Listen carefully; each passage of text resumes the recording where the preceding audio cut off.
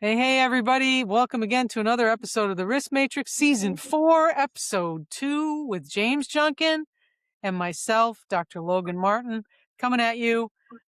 Season 4, like I said, we are so excited. We had our first episode with Todd Hudson. Terrific interview. And Absolutely. we're rolling into Season 2 with some good stuff. So today, James, why don't you bring us a rip from the headlines, and then we'll get right into it. Absolutely. And thank you again for Veriforce for continuing with us for our fourth year in a row. Fourth year every week. Thank you, Veriforce, and thank you, Amanda, our amazing producer that makes all these things happen behind the scenes. No one gets to see Amanda, but without Amanda, I don't know where we'd be. But thank you, Amanda, for all the hard work that you do in making these episodes live every week. Rip from the headlines. Hey, it's hot. And then it got a What? little cool. Got a little cool. We had a bunch of tornadoes and stuff down here, up in your neck of the woods too, Dr. Martin. And that made me think about coming out of the winter. Hey, what's going on with the OSHA and their proposed heat illness prevention standard? Then we had some information put out by OSHA about updating their heat emphasis program and what that means for employers.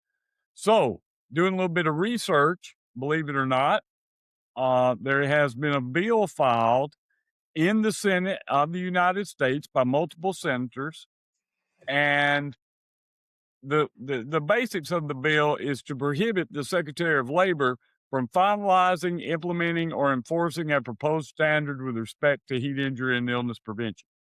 And there's a bunch of objections that the senators are making to the proposed standard as it sits in writing right now. These are some of the objections. The prescriptive requirements on employers to effectuate the aims of the proposed standard, including high heat triggers, stringent protocols around rest breaks, strict acclimatization protocols, highly detailed written safety plans. They're saying that makes the proposed standard unworkable. Now, well, I think that bill has zero chances of passing the House and the Senate. But what it may do is hold up OSHA from actually promulgating their standard. And that's why I think you see OSHA coming back out and saying that they're going to move forward with their national emphasis program on heat illness prevention.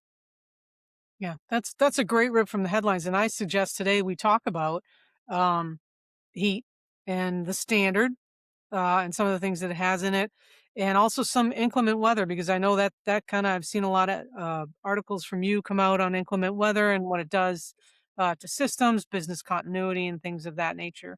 Um, I'll start off and say, I don't think the national emphasis program is a bad idea, right? Because workers die every year from heat exhaustion, heat stroke. I work with some roofing companies. They've had some illnesses and deaths. It's tough, right? But when it comes to the standard, right, and right or wrong, I'm gonna make a comparison here. It's similar to the ergonomic standard, where it's either way loose or way tight, right? And when you start dealing with the human body, right, which both the previous ergonomic standard did and the heat illness standard does, it just depends, right? It depends on workers' makeup. It depends on the individual. It depends on the situation, and so there's a lot in there that you can't really be very as detailed as what some of the people have been that wrote the standard. I mean, I don't know if you agree with that, James, but I'd like to I get your agree with thoughts. that. I agree with that. I mean, there is no serious safety professional that does not recognize heat, both outdoor and indoor, as a hazard. Okay, the data's there. Any of us that have worked on a really hot day and gotten quote too hot or dehydrated and had, heat stress, maybe even moving into heat illness and heat stroke in some severe cases, recognize that working in hot environments is a hazard, right? The devil's always in the details. And I like your comparison to the ergonomic standard. Sometimes I think we try to get the perfect and we sacrifice the good, and then we end up with nothing. Yeah, So that's a good OSHA point. has updated the emphasis program. The first emphasis program came out in 2022, I think. That was the original national emphasis program on heat. And the new update, of course, is what we're going off of now. So what is in the new update? Well, they've given some revised inspection goals. They've taken out some outdated background information. They've updated the targeted industries based on data from the BLS and from OSHA, and they've added an appendix uh, for citation guidance, which I think is really important because absent a standard, w- workers and employers need to know when do they need to implement a heat illness prevention program. And I'm going to use your favorite phrase, which I despise. It just depends. It just depends. It You does. know, we're looking for black and white lettering here in the law, like we have with fall protection. 4 feet, 6 feet, fall protection. Makes it simple. Well, a lot of factors are in place, but my general understanding, based on enforcement guidance, on technical papers from OSHA, is at 80 degrees, you need to be thinking about implementing heat illness prevention programs. That doesn't mean we stop work at 80 degrees. Okay. I don't want people to hear me wrong, but there are a lot of factors to consider: the acclimatization of your workforce, humidity, what is it your workforce is doing, right? Those are things to consider. And the other thing I think that gets overlooked, at least it does by me sometimes, is we're always focused on workers who are working outdoors. Hmm. This also applies to workers who are working indoors. So that could be things like warehouses. It could be um, factories. It could be in steel mills. Where you have a definite source of heat. Radiant Um, heat.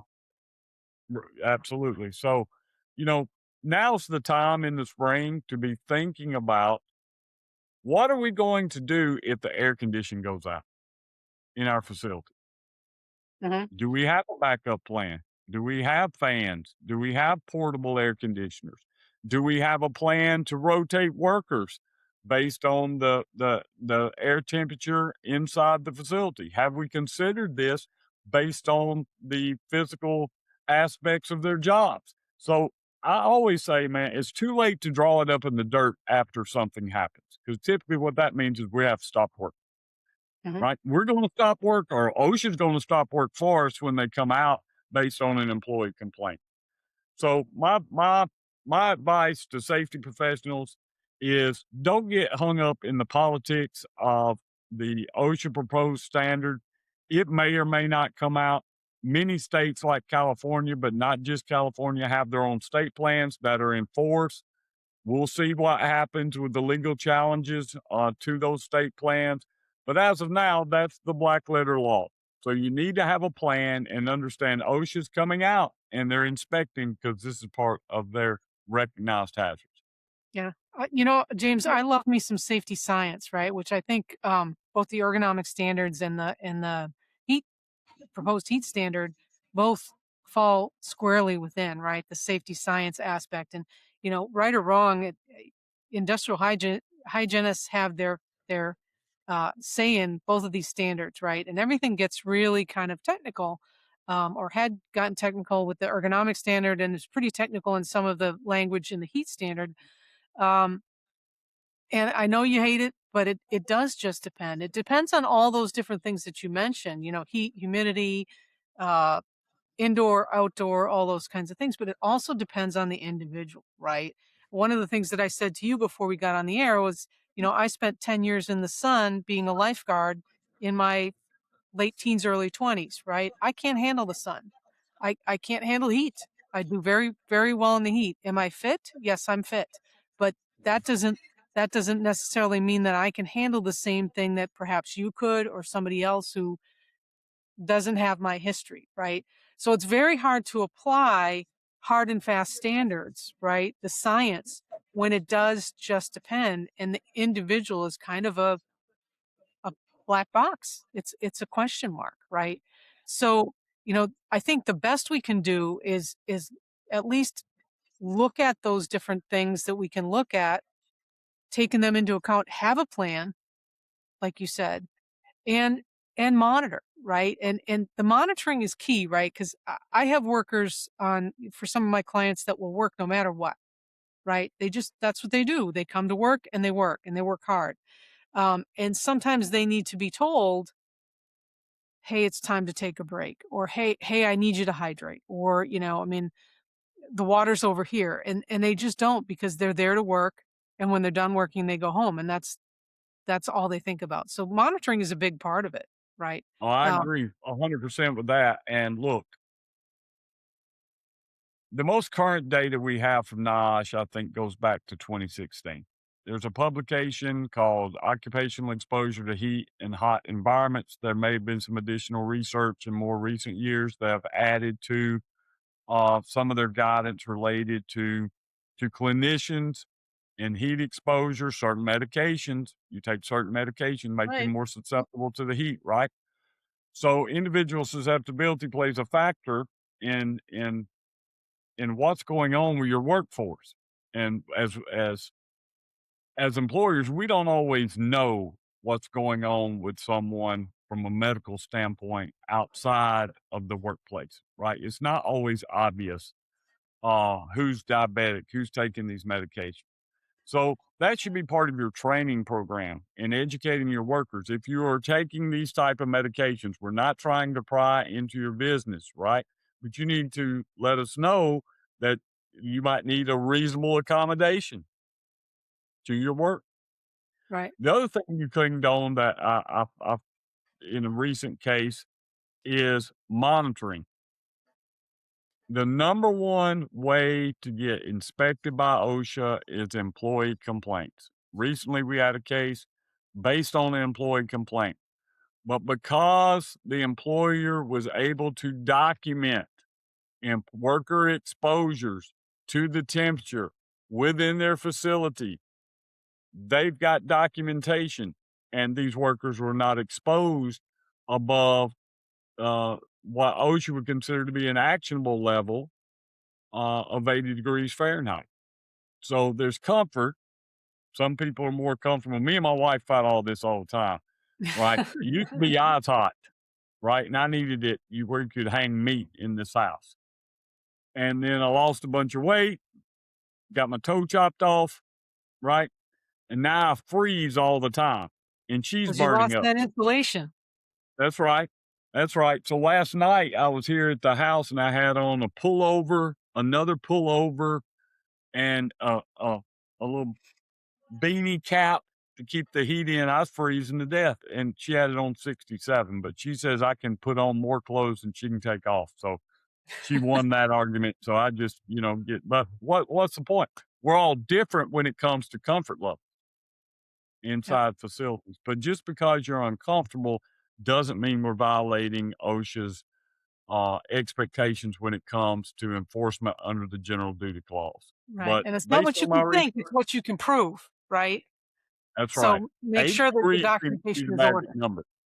So if you're approaching 80 degrees in an indoor or outdoor environment, that seems to be the magic number. Doesn't mean 80 degrees in South Louisiana way different than 80 degrees in New Hampshire on That's most right. days because of our That's right. Near the humidity, right? ocean, right? Because my 80 degrees comes with a nice ocean breeze most days. Most days.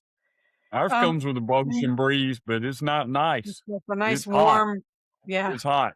So take things into consideration. Use some reasonableness when it comes to it. 80 degrees is not a magic number. There is no magic number. But OSHA says at 80, you should start considering implementing measures to protect the workforce. yeah. So let's move on from heat, and let's move into some of these other things that are happening as the weather changes, right? Or as if we believe in global warming or not, that we see. that affect our work sites. I do a lot of work in construction. There's a lot of work on high buildings, etc. Work with cranes, and so we think a lot about thunderstorms, lightning, tornadoes. Right? You had a bunch of tornadoes recently, so let's talk a little bit about that business continuity and how we handle that on the job site. I think probably the number one fallacy I hear among contractors is we follow the hiring client's plan. We're at their facility, we follow their plan. Whatever they tell us to do, we do. And that is not a good place to be. As a employer, you do not abdicate your responsibility to protect your workers simply because they're working in someone else's facility. Now, there might be a multi-employer citation opportunity here, but let's prevent the incident and not have to argue who's going to get the citation because odds are both of you are going to get the citation. And if there's litigation, both of you are going to get sued, right? Then we get to find out if that indemnification and hold harmless agreement you signed actually works or not, which is a whole different conversation. So, the rise of inclement weather, tornadoes, we have had a tremendous amount in a very violent spring this year. And it stretched into the upper Midwest and even out in your neck of the woods in the Northeast. Severe thunderstorms, straight line winds, tornadic activity. My question to you is to safety professionals, what is your plan when you have warnings, tornado warnings?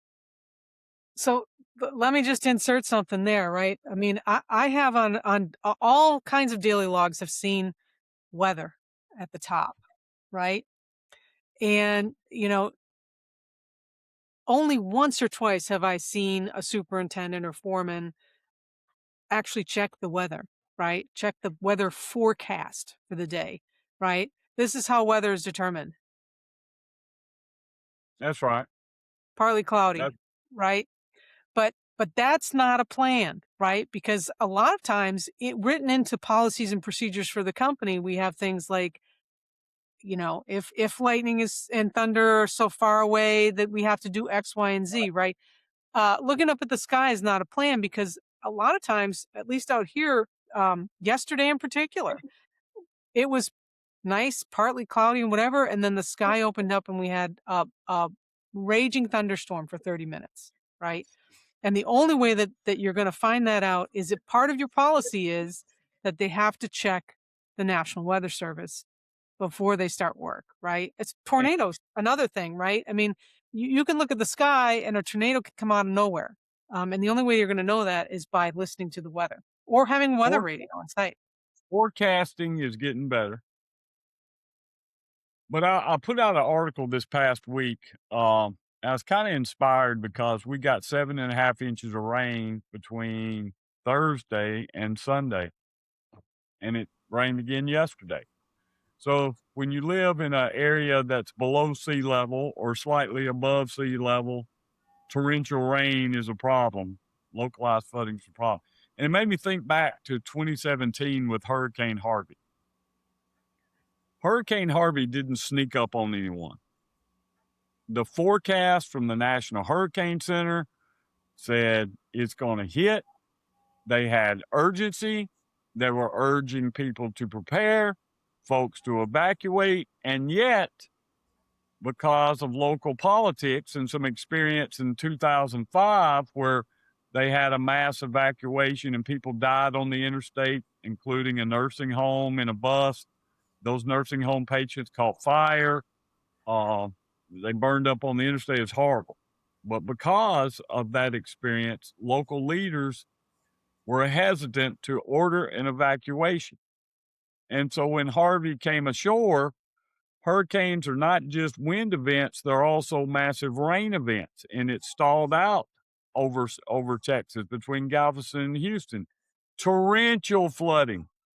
So despite all the warnings that were held, companies were waiting on the government to tell them you need to shut down, you need to get your workers in, you need to evacuate. And unfortunately, those decisions were made way too late despite adequate warning from the National Hurricane Center and the National Weather Center. I'll tell you one industry that does a great job in forecasting and abiding by their forecasting and having decision trees when inclement weather comes is the offshore oil and gas industry. They look at the forecast. They're not waiting on a local government to say you need to evacuate. They're not waiting on a parish government to say, or a state government to say, you need to shut down operations. They have decision trees. So that's my advice to companies is you're responsible for your workers, whether you're at someone else's facility, uh, whether don't wait on the local municipality to tell you what to do. Have a plan of action based on the information, forecasting information from reliable sources like the National Hurricane Center, like the National Weather Service. And it doesn't have to be a storm as dramatic as a hurricane. Tornadoes, you know, even a famous meteorologist in Alabama guy I grew up with named James Spann. He said, you know, an F0 is not a big tornado unless it hits your house.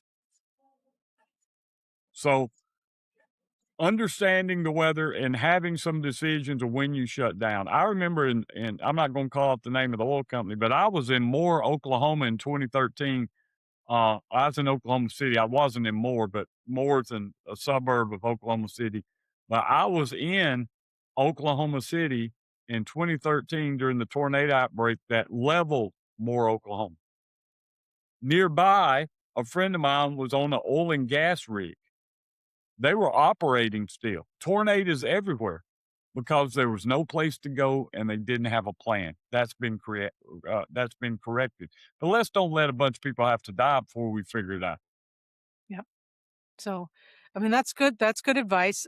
Let's talk a little bit about, you know, once we get through the weather, we've got a plan, we've got the decision trees, right? And we've talked about this on other shows, business continuity, right? And you know, to me, business continuity in the construction industry is not only the business of doing business, right? But it's also the business of securing site, materials, equipment, those types of things, right? Because continuity wise, if you lose that stuff during a unforeseen event or even a foreseen event, then you're behind the eight ball when you have to come back and get going with the job again. I mean, it's the same thing in the oil and gas industry. We got to get the rigs down. They're certainly a fall hazard. And even if they don't fall and hit anything, you've torn up a very expensive piece of equipment. Crane operations and construction, and those stick up in the air. Hey, if we're about to have severe thunderstorm, straight line wind, 70-mile-an-hour winds can topple those things. There's certainly magnets for lightning. So having that plan ahead of time, who's going to do that? Who's going to be responsible for that? That's just good business.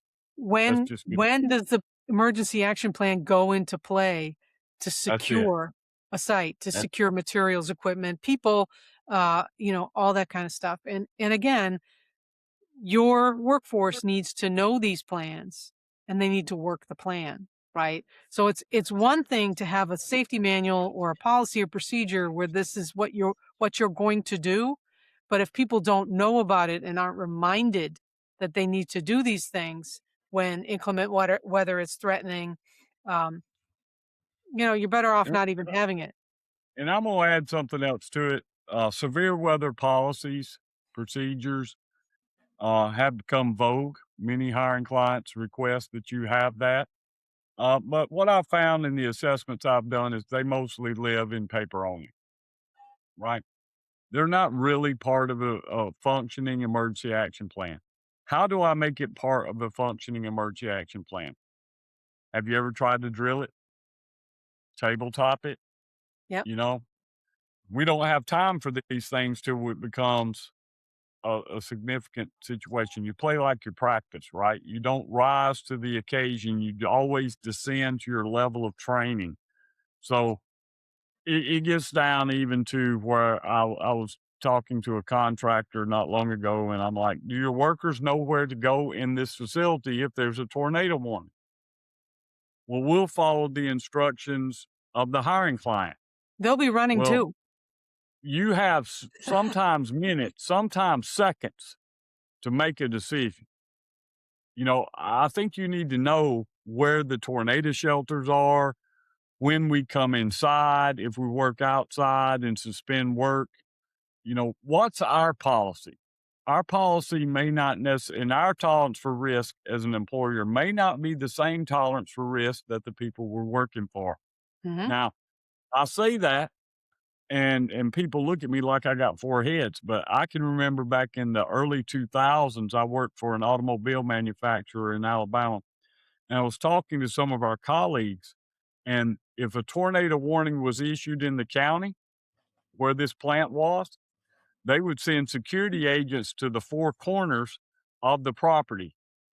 And if the security guards saw the tornado entering the property, they would radio to the plant to shut down.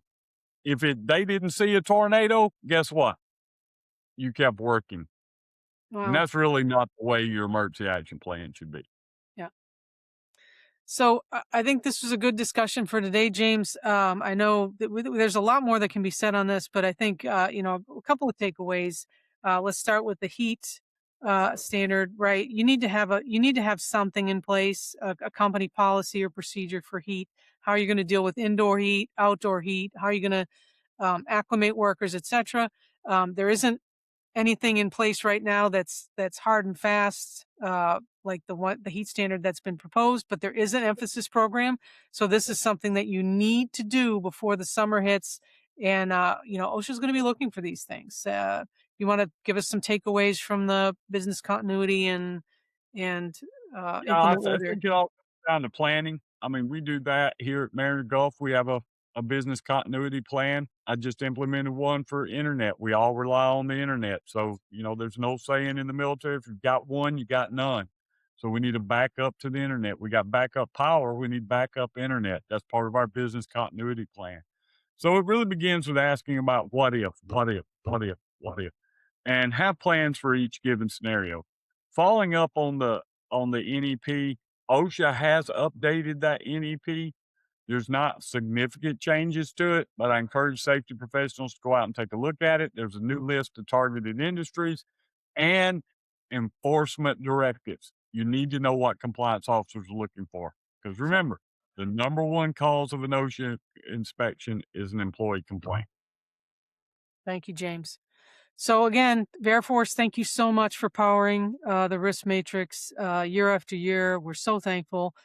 We've gotten positive feedback from our listeners, some really good feedback that they love seeing us come on here every week. If there's something that we don't talk about that you want us to talk about that's important to you, let us know. You can get to us through Air Force. You can get to us through LinkedIn. James and I are both active on LinkedIn with updates and stories and blogs and all kinds of things. So you can get us there. Like and subscribe to our podcast. We love it to get new listeners. As James likes to say, your mama wants you to listen to the Risk Matrix. She also wants you to Right. tell all your friends. So please do that. James, you want to take us out? Hey, until next time, y'all keep bringing those workers home safe and roll tide, baby. We're out. Roll Tide.